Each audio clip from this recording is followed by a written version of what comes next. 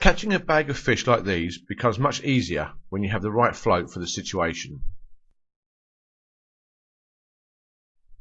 Today we're at Field's End Water in Cambridgeshire, a medium-sized fishery which is well stocked with carp from £3 to £23.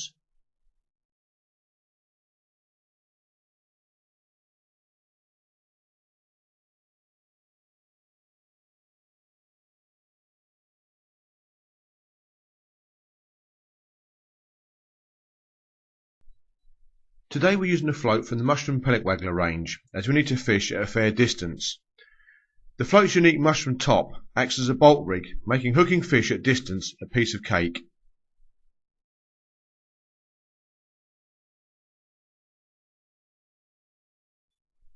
If you look at the trees behind our angler, you can see how windy it is, and for that reason we'll use the longer mushroom special, which will give us more stability in the choppy waters.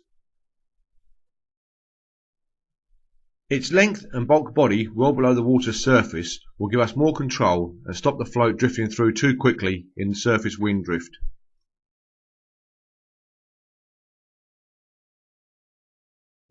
We would always suggest that you use a quick change pellet Waggler adapter to attach the float to the line. This will allow you to change the depth at which you fish in an instant, and should conditions change, swapping to a different float is easy. You can see here that our angler has about 3 to 4 feet of line from float to hook. This is an ideal starting depth, and remember, with the adapter you can change depth instantly anyway if you wish. If you find that you begin to get bites almost as soon as the float hits the water, or lots of false or line bites, then try fishing a little shallower.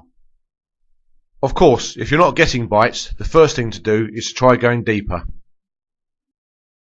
Where the hook length and the main line join, it's advisable to have a small swivel. This will prevent line twists caused by the pellet and the annoying tangles that can follow.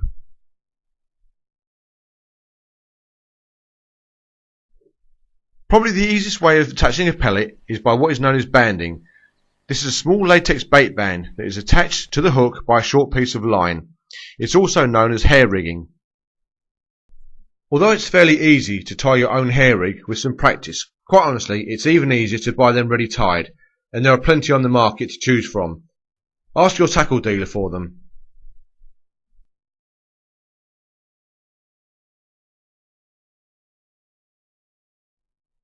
Any expert angler will tell you that accurate casting is one of the keys to catching more fish. A nice smooth action is what's required.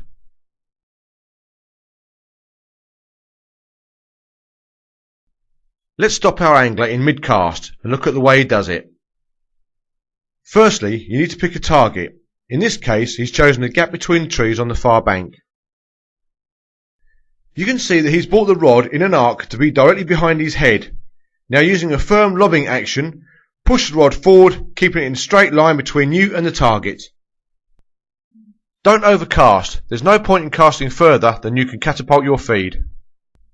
Now let's see it all done in one motion, smoothly back with the rod and a nice push forward.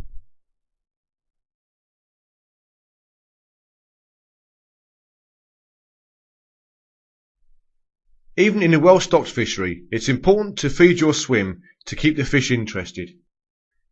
Little and often is the best policy. 3 or 4 pellets every 30 seconds to a minute.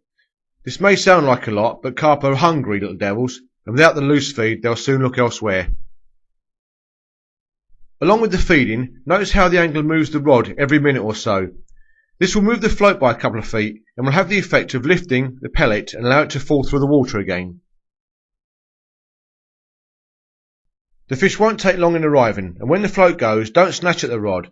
Just give a firm lifting motion to tighten into the fish. The chances are that because of the unique mushroom top, he'll already be hooked anyway.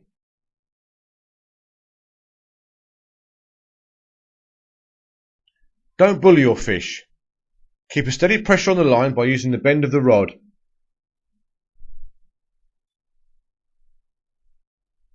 Gently work him over the net and you'll be bagging up before you know it.